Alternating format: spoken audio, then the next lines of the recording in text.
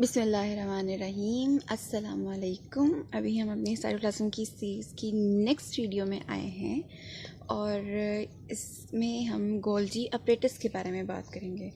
Golgi apparatus जो है इसी को गोल्जी कॉम्प्लेक्स भी कहा जाता है एंड गोल्जी बॉडीज़ भी कहा जाता है। ठीक है, सो एक ही चीज़ के ये नाम है। अगर आपको पेपर में आ जाए तो you should know that Golgi apparatus is Golgi complex and और Golgi body, these are all same things. ठीक है, और ये भी हमारे पास ऐसी ऑर्गेनेली है जिसके बाहर एक मेम्ब्रेन प्रेजेंट होती है।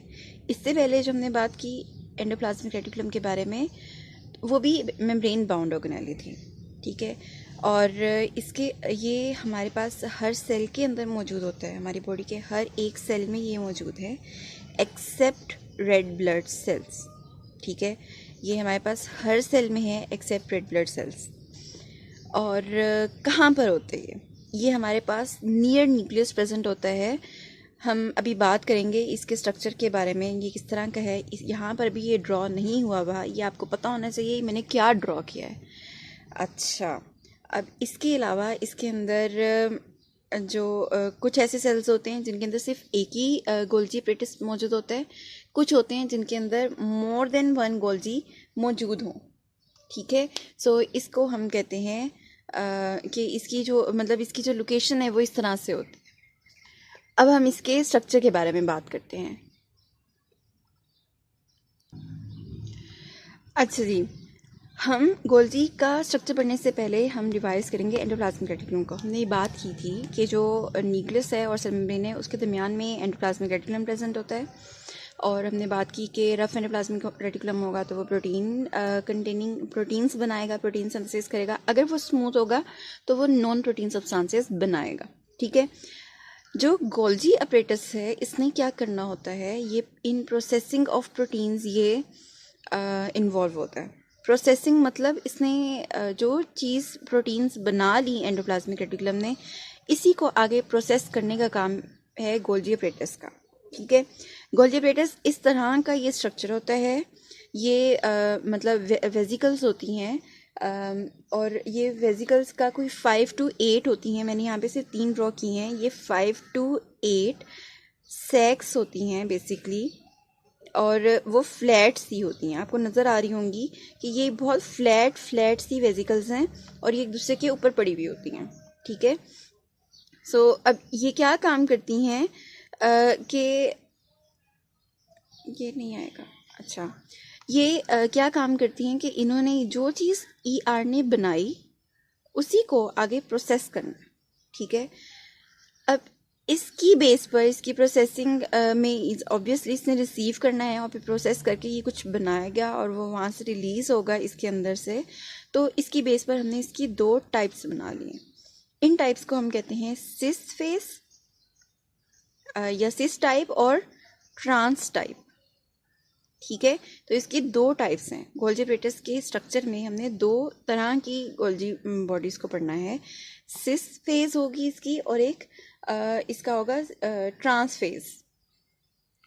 इस तरह से हमारे पास जो गोल्जी अपरेटस है उसके 2 एंड्स होते हैं।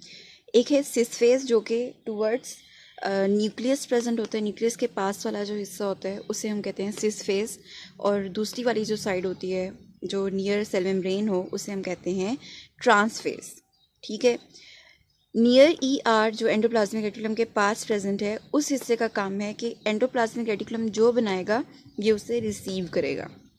ठीक है, और नियर सेल मेम्ब्रेन जो ट्रांस फेज प्रेजेंट है उसका काम है कि जो भी इसके अंदर प्रोसेसिंग हुई उससे जो सब्सटेंसेस बने उनको एग्जिट करवाएगा फ्रॉम गोल्जी अपरेटस। ठीक है, ये तो इसके हो गए 2 एंड्स। लेकिन हमें अब ये देखना है कि सिस फेज और ट्रांस फेज के दरमियान में ये जो हमने कहा कि रिसीव हुई और प्रोसेस्ड सब्सटेंसेस, तो वो जो प्रोसेस्ड हैं वो बेसिकली क्या हुआ, क्या इसके दरमियान में क्या हुआ। ठीक है, वो हम अभी देखते हैं कि इसका बेसिकली इसका फंक्शन क्या है, गोल्जी अपरेटस ने काम क्या करना है। गोल्जी अपरेटस को शिपिंग डिपार्टमेंट ऑफ सेल भी कहा जाता है। ठीक है, शिपिंग डिपार्टमेंट ऑफ सेल इसे इसलिए कहा जाता है क्योंकि इसका काम ही ऐसा है। और इसका काम जो है वो डायरेक्टली रिलेट कर रहा है एंडोप्लाज्मिक रेटिकुलम के साथ। और एंडोप्लाज्मिक रेटिकुलम से जो चीज़ें होंगी जिनके ऐसी चीज़ें जिनके अंदर ग्लाइकोप्रोटीन्स हों या लिपिड्स हों, उनको ट्रांसपोर्ट करके गोल्जी एपरेटस के पास भेज दिया जाता है। ठीक है, अब गोल्जी एपरेटस के अंदर ये जो फ्लैटेंड सैक हैं, इनका नाम होता है सिस्टर्नी, इन्हें हम सिस्टर्नी कहते हैं। ठीक है, ये इन सैक्स तक पहुंचा।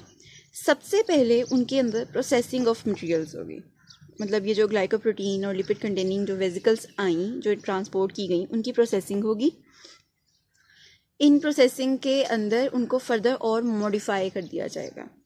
ठीक है, अब मॉडिफाई हो गई, उसके बाद में all the processed materials are packed, उन्हें पैक किया जाएगा in the form of secretory granules और सेक्रेटरी वेसिकल्स। मतलब इसके अंदर ये सारी जो प्रोसेसिंग हो गई, अब इनको पैक करने की बारी आएगी। तो इनको पैक कर दिया जाएगा इस तरह से, इसके अंदर से ऐसे वेसिकल्स बनाई जाएंगी और वो जो वेसिकल्स होंगी उनके अंदर मॉडिफाइड प्रोडक्ट्स होंगे। ठीक है, वो जो सेक्रेटरी वेसिकल्स होंगी उनको लाइसोसोम्स भी कहा जाता है। ठीक है, which are transported either out of the cell, या तो उन्हें सेल के बाहर भेजा जाएगा जहाँ कहीं भी उसकी ज़रूरत होगी, या फिर उसको सेल के किसी और हिस्से में भेज दिया जाएगा। हम ये जो पूरे सेल के बारे में बात कर रहे हैं, ये बेसिकली सेल के अंदर की पूरी एक दुनिया है, उसके बारे में बात हो रही है। सुभान अल्लाह। सो ये जो लाइसोसोम्स हैं, मतलब ये जो सेक्रेटरी वेसिकल्स बनी, ये जो वेसिकल्स होती हैं, इनको बनाया जाएगा, या तो उनको सेल के बाहर भेज दिया जाएगा या सेल के ही अंदर किसी और हिस्से में भेज दिया जाएगा, लाइक पोस्ट ऑफिस। ठीक है, इसी वजह से इसको पोस्ट ऑफिस ऑफ सेल भी कहा जाता है। ठीक है, और पैकेजिंग के बाद नेक्स्ट आता है लेबलिंग का काम। ठीक है, एक कोई भी फैक्ट्री हो, उससे कोई चीज़ बनाई है, उसकी प्रोसेसिंग होगी, पैकेजिंग होगी, देन उस पर लेबल भी किया जाएगा। ठीक है, so finally the Golgi apparatus sorts out the processed and packed materials. इन सब चीज़ों को वो पैक कर लिया, उन्हें सॉर्ट आउट करेगा and then labels them. Labels them का मतलब है कि उनका जिस जिस जिस पैकेट का जहाँ से ताल्लुक़ है उसके वहाँ पर ट्रांसपोर्ट करेगा उस हिसाब से। लाइक हो सकता है फॉस्फेट कंटेनिंग ग्रुप हो सकता है कोई और केमिकल हो, उसकी जैसे जैसे डिस्ट्रीब्यूशन होनी है, जिस जिस जगह पर होनी है, उस जगह पर इसको शिप कर दिया जाए, तो उस हिसाब से इसकी लेबलिंग होगी depending upon the chemical content of the content for delivery. ठीक है, टू द प्रॉपर डेस्टिनेशन, ताकि वो अपनी जो भी मखसूस उनकी जगह है वहाँ तक वो पहुँच सकें। सो इसीलिए हम इसे शिपिंग डिपार्टमेंट ऑफ सेल कहते हैं। जज़ाकल्लाह।